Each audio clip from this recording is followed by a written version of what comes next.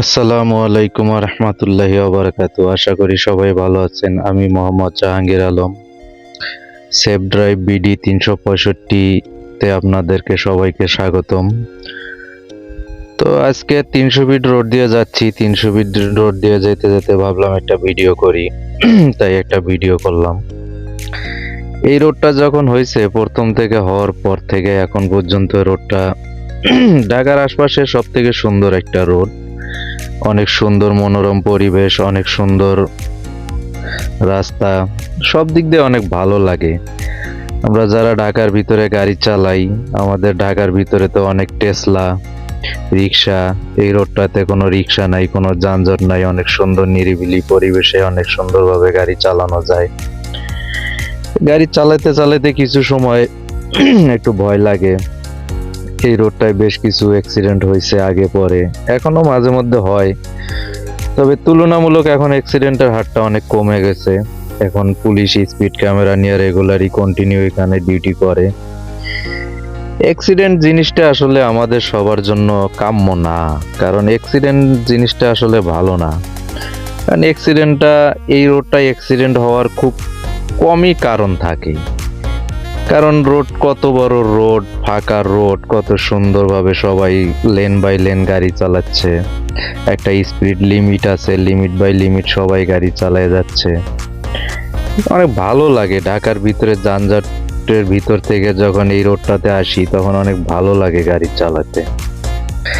এই রোডটা প্রথম হওয়ার পর থেকে অনেক ধরনের অ্যাক্সিডেন্ট হয়েছে। কেউ সেলফি তুলতে যায় অ্যাক্সিডেন্ট হয়েছে, কিছু কিছু বাইকার ভাইরাও এখানে অ্যাক্সিডেন্ট করছে, বেশ কিছু লোক মারাও গেছে। একটা সুন্দর রোড হওয়াটা আমাদের জন্য অনেক ভালো, অনেক ভালোভাবে গাড়ি চালাইতে পারি, ভালোভাবে চালানোর জন্য। কিন্তু অ্যাক্সিডেন্ট হওয়াটা তো আমাদের জন্য কাম্য না। কেন অ্যাক্সিডেন্টটা হবে? হ্যাঁ, অ্যাক্সিডেন্ট হয় কিছু কিছু কারণে, অনেক কারণ থাকে অ্যাক্সিডেন্টের। এই রোডটায় অ্যাক্সিডেন্টের মতো তেমন কোনো কারণ দেখি নাই। এই রোডটায় বেশিরভাগ অ্যাক্সিডেন্টগুলো হয় ওভার স্পিডের কারণে। শুধুই যে ওভার স্পিড সেটাও না, কিছু কিছু আছে মানুষ এই রোডটাতে যখন আসে নিজেকে নিজে কন্ট্রোলে রাখতে পারে না।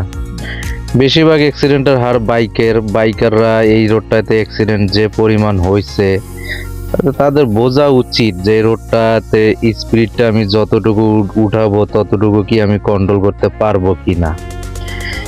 আর এই রোডটায় ড্রাইভারদের হাতে খুব কম সংখ্যক অ্যাক্সিডেন্ট হয়েছে। যদি 20টা অ্যাক্সিডেন্ট হয়, তার মধ্যে হয়তো একটা অ্যাক্সিডেন্ট ড্রাইভারদের হাতে হয়েছে। বাকি যতগুলো অ্যাক্সিডেন্ট, সবগুলো অ্যাক্সিডেন্ট হচ্ছে এই রোডটায় সেলফ ড্রাইভ, যারা নিজেদের গাড়ি নিজেরা চালায়। কিছু কিছু বাইকার ভাইরা আছে, বন্ধু বান্ধব গ্রুপ নিয়ে এসে রেস খেলে। রাস্তা তো রেস খেলার জায়গা না, রেস খেলার জন্য তো আলাদা ট্রাক থাকে, সেখানে যায় মানুষ রেস খেলুক। রাস্তায় কেন রেস খেলবে? এই রোডটায় ম্যাক্সিমাম লিমিট হচ্ছে 80। এখন আমি 80-তে গাড়ি চালাচ্ছি, পেছন দিক দিয়ে যদি 120-এ এসে আমার পেছনে মাইরে দেয়, সেটা তো আমার দোষ না, সেটা পেছন থেকে যিনি মারছে ওনার দোষ। উনি তো বোঝা উচিত যে সামনের গাড়িতে 80-তে যাচ্ছে। কারণ আমার তো ইচ্ছা নাই যে আমি 80-র উপরে স্পিড উঠাইয়া এখানে একটা স্পিড ক্যামেরা একটা মামলা খাই। প্রথম মামলাটা 2500 টাকা, সেকেন্ড মামলা হবে 5000 টাকা। এই জিনিসগুলো সবারই বোঝা উচিত। যারা অ্যাক্সিডেন্ট করে, অ্যাক্সিডেন্টগুলা খুব দুঃখজনক অ্যাক্সিডেন্ট। কেন অ্যাক্সিডেন্টগুলো করবে?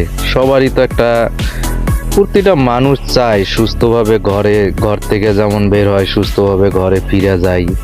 সবাই চাই আমরা নিয়ম মাফিক সুন্দরভাবে আমার দেশের রাস্তা, আমাদেরই তো দেশের রাস্তা। এই রোডটা যখন প্রথম হয় তখনও বেশ কিছু অ্যাক্সিডেন্ট হয়েছে, একমাত্র বেশিরভাগ বাইকারদের।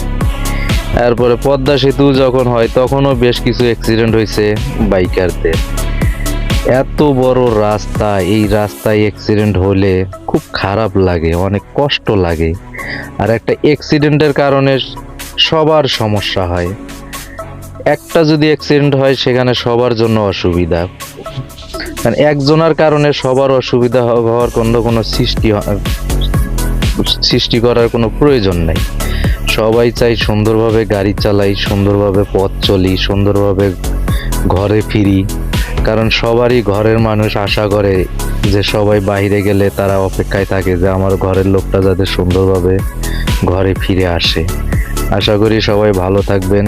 আমার চ্যানেলটা নতুন একটা ইউটিউব চ্যানেল চালু করছি, সবাই সাপোর্ট দিবেন, সবাই ভালোবাসা দিবেন, ভালো ভালো কিছু ভিডিও যাতে সবার উদ্দেশ্যে করতে পারি এই আশায়।